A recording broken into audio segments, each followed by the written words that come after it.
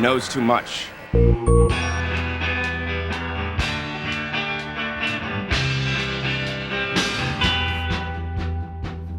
Dorothy Kilgallen was a Roman Catholic and worked for William Randolph Hearst and rose to the top of journalism and even got onto a TV show, What's My Line, on which she displayed her insightful and penetrating mind, although her co-stars were furious when private comments made in the dressing room began appearing in her widely circulated newspaper column.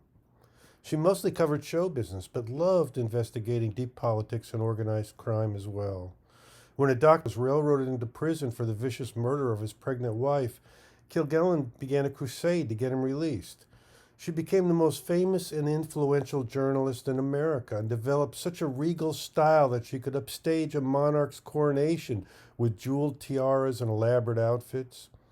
It was likely after a cocktail party with a British intelligence agent that she rushed out her first front-page scoop regarding the existence of UFOs. British scientists are convinced these strange aerial objects are not optical illusion or Soviet inventions, but are flying saucers which originate on another planet, she wrote in a front-page story. The source of my information is a British official of cabinet rank who prefers to remain unidentified. We believe on the basis of our inquiry thus far that the saucers were staffed by small men, probably under 4 feet tall. It's frightening, but there is no denying that flying saucers come from another planet. Now, what are we to make of this? Obviously, Kilgallen was used to plant a rabbit hole of immense proportions, one that would soon explode and reverberate across the world. The aliens have landed! The purpose of seeding such disinfo into the press using an unwitting dupe like Kilgallen is obvious and bears all the markings of a Tavistock mind control experiment to see how far the alien rabbit hole could be stretched. Sheep-dipping her as a conspiracy kook was the easiest way to undermine her investigations into deep politics. Anyone asking prying questions is easily diverted with a tale of alien spaceships or we never landed on the moon or those clouds in the sky, those are chemicals and not just water vapor, or any of the rest of the paranoid rabbit holes disinfo agents like David Icke and Alex Jones keep jamming the internet with. But Kilgallen quickly abandoned that UFO story as she was a serious journalist, and when zero proof appeared of the little green men or a spaceship, she moved on to other investigations. She was actually considered the nemesis of Frank Sinatra, who called her the chinless wonder, and sometimes closed his shows by urging someone to please run her over.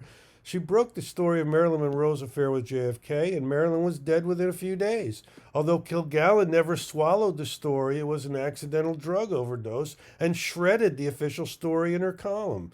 She may have sensed her column played a role in killing Marilyn, because it certainly appears that way in hindsight. Kilgallen was no saint. She was a snooty upper-class type who frequently put down the lower classes and detested country music. But she was a romantic and a dedicated seeker of the big story, and had spent quality time in the Oval Office with the president and her 11-year-old son, and Kennedy had treated them both graciously and with utmost respect. So when he was assassinated later, and then his alleged killer assassinated, she wound her way down to Dallas and scored a private jailhouse interview with Jack Ruby, a conversation held out of earshot of anyone else. You see, 4 years earlier, Kilgallen had broken the story of the CIA and mob working together on a hit team for Castro, so it wasn't much of a stretch to suspect maybe that same team might have been redirected at JFK. When she returned to New York after her Texas investigation, she told her friends she was going to blow the case wide open and began working on a book, one she probably expected to win another Pulitzer. The reason Ruby had a conversation with Kilgallen and no other person was because he knew how significant she was, and he was also aware of her immense knowledge of organized crime, the CIA, and their connection with a nest of anti-Castro Cubans in Florida. He probably told her everything he knew. Kilgallen did a lot of footwork as well, tracking down key witnesses, including a witness to the Tippit shooting, who was never called by the Warren Commission, who said 2 men, neither of whom were Oswald, fled the scene. She had a source inside the Dallas Police Department who provided the radio log indicating the chief of police called for the officers to rush to the top of the overpass. Roselli had claimed to taken a shot from that overpass, but under it, as he was allegedly lying in a storm drain. Kilgallen spent a year researching the story, and a huge break came when she landed a copy of the 102-page interview the Warren Commission had conducted with Ruby. She began publishing excerpts just to show how ridiculously incompetent it was. While Ruby pleaded with Ford and Warren to take him to Washington because he did not feel safe in Texas and was eager to talk in a safer location, they said they could not arrange that. He then tried to lead their questions deeper, but was rebuffed and the conversation misdirected elsewhere. Don't you think it odd only two commissioners, both of them high-ranking Freemasons, were sent to Texas to interview this key witness instead of bringing that witness to the entire commission? And why did they ignore Ruby's pleas to get out of town while asking the dumbest questions? The FBI wanted to know where Kilgallen got the transcript and started a whole bunch of surveillance and harassment, although I'm sure Angleton had been closely listening to all Kilgallen's phone calls as well as reading her mail after that private jailhouse conversation with Ruby. Most likely she'd been under intense surveillance the entire year.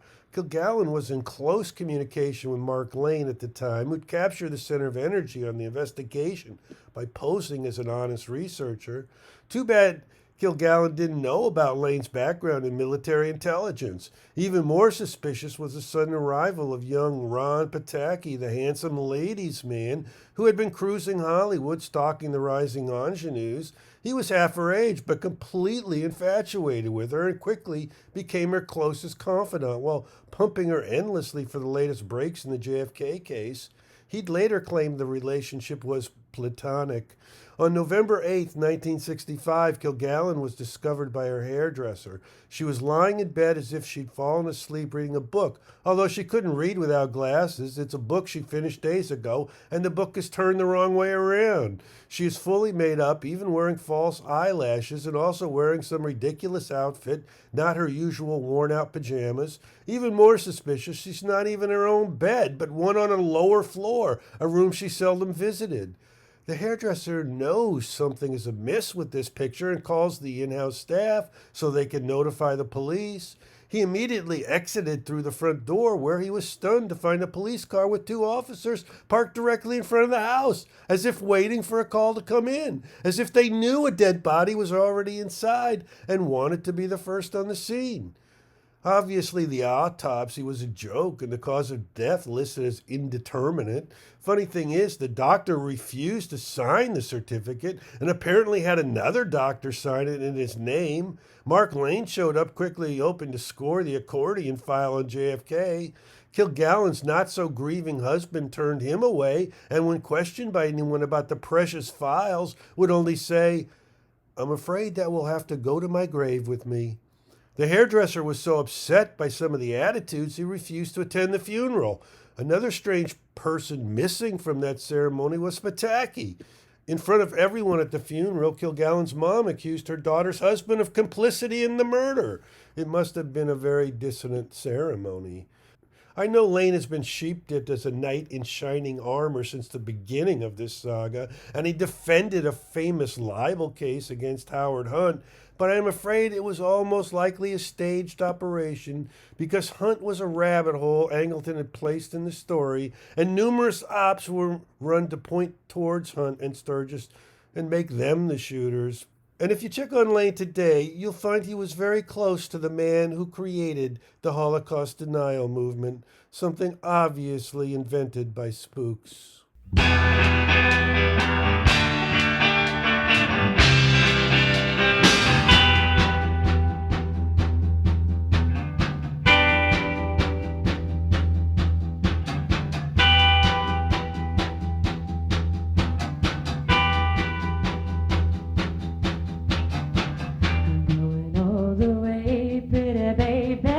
Before my time is through, I'm going all